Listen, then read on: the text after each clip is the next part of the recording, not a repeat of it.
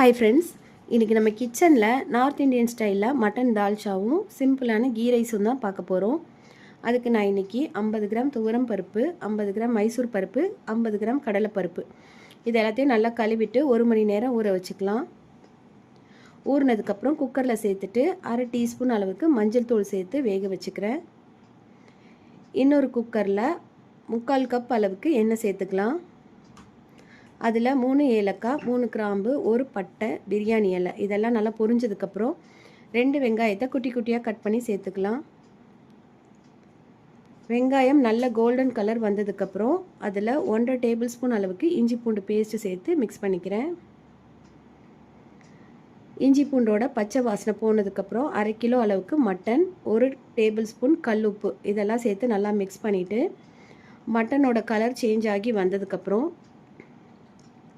1 pinch மஞ்சள் தூள், 2 tablespoon chilli powder, 2 tablespoon தனியா பவுடர், 1 டீஸ்பூன் ஜீரா பவுடர், 1 டீஸ்பூன் கரம் மசாலா இதெல்லாத்தையும் சேர்த்து நல்லா பச்சை வாசனை போகிற அளவுக்கு வதக்கிக்கலாம். 2 தக்காளியாக குட்டி குட்டியாக கட் பண்ணி சேர்த்துக்கிறேன். இதையும் நல்லா மிக்ஸ் பண்ணிவிட்டு 1 கப் அளவுக்கு தண்ணி சேர்த்துட்டு மட்டனை வேக வச்சுக்கலாம். பருப்பு நல்லா வெந்து வந்துடுச்சு. அதில் 2 கப் அளவுக்கு சொரக்காய், உப்பும் சேர்த்து வேக வச்சுக்கலாம். இது ரெண்டும் வேகிற டைமில் நம்ம ரைஸை தாளிச்சுக்கலாம். கீ ரைஸ் செய்கிறதுக்கு பேனில் 3 டேபிள் ஸ்பூன் அளவுக்கு நெய் சேர்த்துக்கிறேன். நெய் சூடானதுக்கப்புறம் 4 ஏலக்காய், 4 கிராம்பு, 1 டீஸ்பூன் சீரகம், முந்திரி, கிஸ்மிஸ் இதெல்லாத்தையும் சேர்த்து நல்லா பொரிஞ்சதுக்கப்புறம் தண்ணி சேர்த்துக்கலாம். 1 கப் ரைஸ்க்கு 1.25 கப் அளவுக்கு தண்ணி, உப்பும் சேர்த்துட்டு நல்லா கொதி வந்ததுக்கப்புறம் ரைஸ் சேர்த்துக்கலாம். நான் இன்றைக்கி சீரக சம்பா ரைஸ் தான் சேர்த்துக்கிறேன். கொதி வந்ததுக்கப்புறம் 15 மினிட்ஸ் சிம்மில் வச்சுக்கலாம்.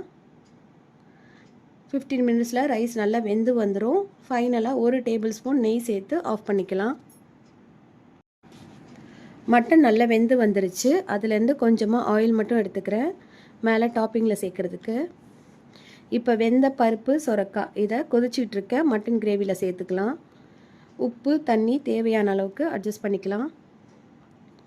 இதெல்லாம் நல்லா கொதித்து வந்ததுக்கப்புறம் 5 மினிட்ஸில் அடுப்பு ஆஃப் பண்ணிவிட்டு மல்லியெல்லாம் சேர்த்துக்கிறேன்.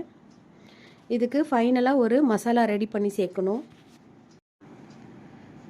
பேனில் 1 ஸ்டார், 1 டீஸ்பூன் சோம்பு, 1 டீஸ்பூன் சீரகம், 1 டீஸ்பூன் தனியா இது எல்லாத்தையும் லைட்டாக வறுத்துட்டு பவுடர் பண்ணிவிட்டு தால்ச்சாவில் சேர்த்துக்கலாம்.